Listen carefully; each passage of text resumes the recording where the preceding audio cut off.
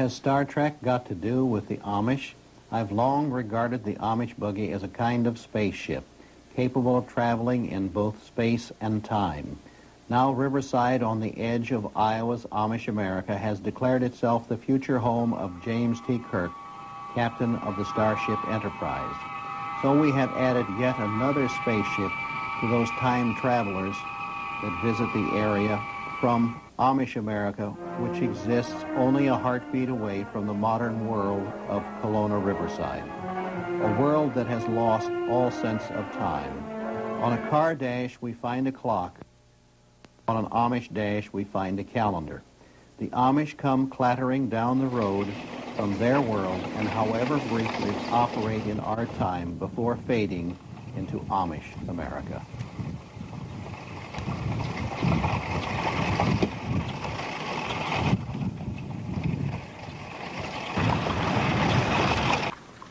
Notice carefully what you are seeing.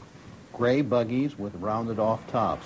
These are the symbols of the Lancaster Amish, and until recently only the small group had moved away from the immediate area.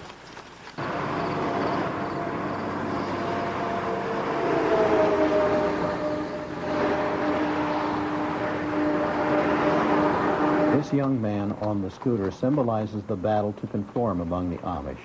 In the Lancaster Amish, the bishops refused the use of the bicycle, which is now being extensively used by the Amish throughout the Midwest.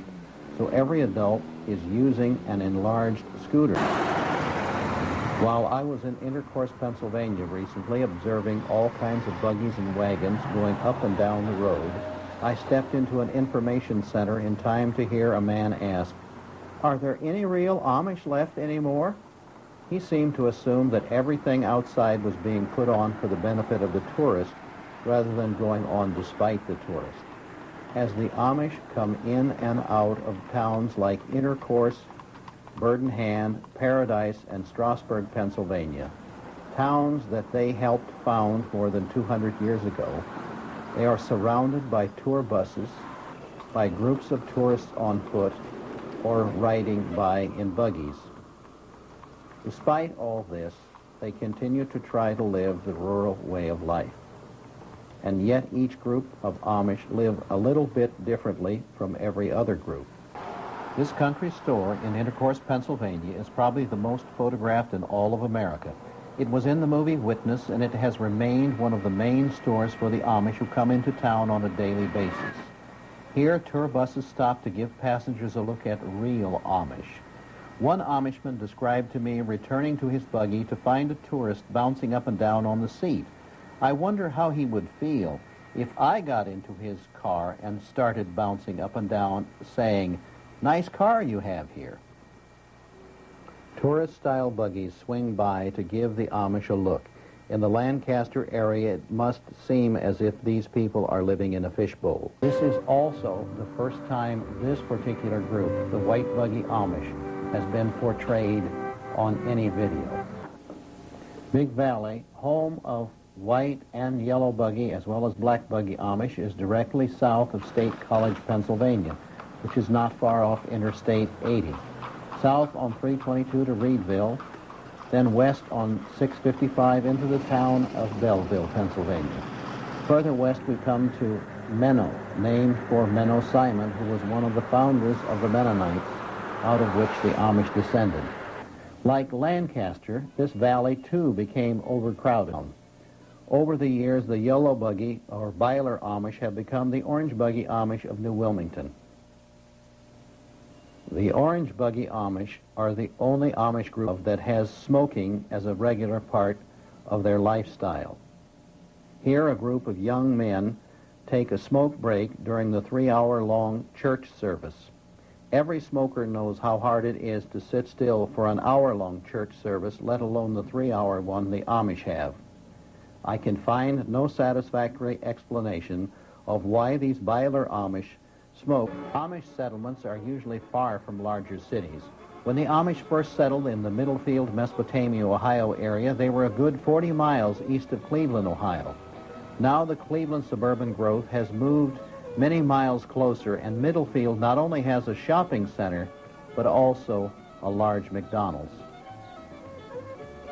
It would seem that Amish children, like those in Cleveland, may be subject to a Big Mac attack.